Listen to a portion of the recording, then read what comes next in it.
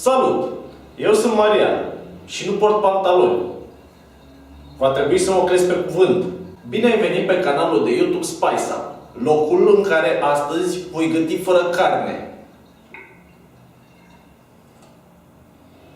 Ce am ingredintele în față și nu am carne.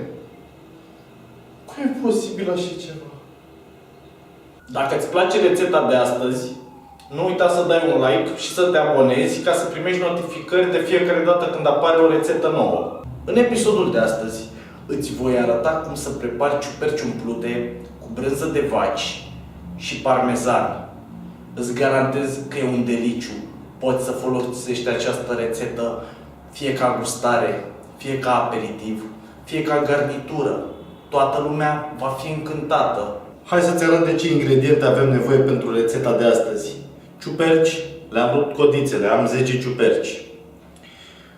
Ardei iute, usturoi, parmezan, cam 50 de grame, cam 70 de grame de cașcaval tăiat cuburi, brânză de vaci, 185 de grame, eu am luat brânză de vaci cu smântână, îmi place mai mult asta, sare, cam un sfert de linguriță, jumătate de linguriță de boia iute și piper. Cum o să facem? Întâi de toate, trebuie să tăiem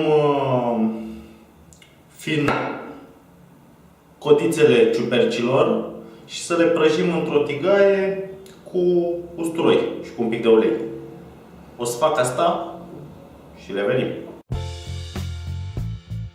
Am terminat de sotat codițele de ciuperci cu usturoi.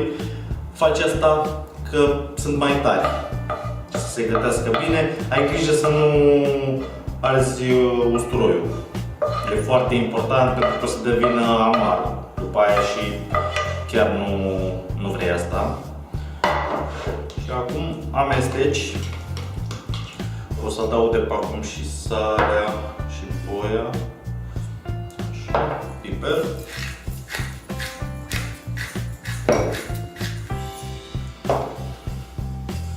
Parmezan, cașcaval. O să păstrez un pic de cașcaval să pun deasupra. Și cred că bolul ăsta e prea mic pentru compoziție, dar o să reușesc cumva.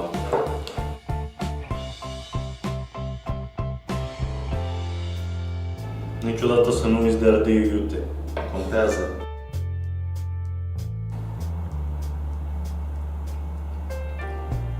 Perfect. Îmi place. Avem aici o tavă în care am pus o foaie de copt. Voi pulveriza un pic de ulei. Poți să folosești de care preferi tu. Și acum voi umple ciupercile și le voi așeza în tavă. Eu ciupercilor le las mereu coaja, pentru că îmi place. Tu poți să o scoți. Dacă lași coaja, te asigur că le-ai spălat bine. E simplu.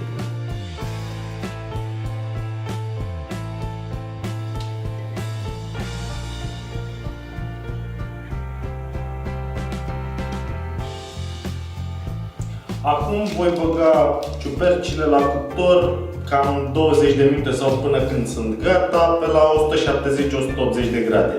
Pe final poți să mai mărești un pic temperatura ca să faci exteriorul mai frumos. Da, nu e obligatoriu, o să fie gustoase. După 20 de minute, ciupercile umplute sunt gata. Trebuia să folosesc mai puțină compoziție, de obicei găsesc ciuperci mai mari. Dar n-a fost cazul. Dar este foarte bună această compoziție de brânză și o să ajungă tot în farfurie. Să vedem cum e. Uite cum arată.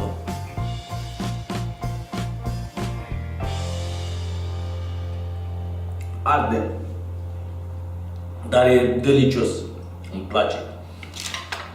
Așa arată la final ciupercile umplute cu brânză de vaci și parmezan. Da, am folosit prea multă compoziție pentru ciupercile astea. Dar toată brânza aia a curs și am avut grijă să rămână pe ciupercile respective și e delicioasă, e extraordinar, mi-e place. Îți recomand să încerci rețeta asta.